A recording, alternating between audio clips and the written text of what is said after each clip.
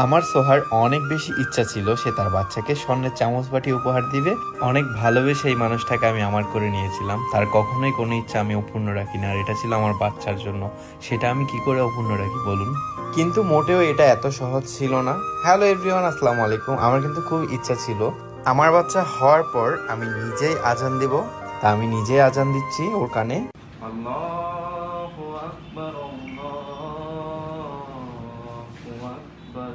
আলহামদুলিল্লাহ, আমার ইচ্ছাটা পূর্ণ হয়েছে। লাখো কোটি শুকরিয়া আল্লাহর দরবারে। এইদিকে আমি আজান দিচ্ছিলাম এন্ড সোহার জন্য অপেক্ষা করছিল সেই সারপ্রাইজটা। সে কিন্তু মোটেও কিচ্ছু জানে না, কারণ আমরা অনেক বড় একটা কিছু করেছি এর আগে। তার কারণে আমাদের অনেকগুলো টাকা চলে গিয়েছে হাত থেকে। এই জিনিসটা করার মতো টাকা ছিল না, সোহা ভালো করেই জানে। সে বারবার আমাকে একটা কথা বলেছিল, ইস নাদিম, আমার এই ইচ্ছাটা পূর্ণ হবে না আর। তাই আমি মনের মধ্যে একটা জেদ রেখেছিলাম, আমি কখনোই এই ইচ্ছাটা অপূর্ণ রাখবো না, ইনশাআল্লাহ। আমাকে বলছে তার এই স্বপ্নটা পুরো হবে না,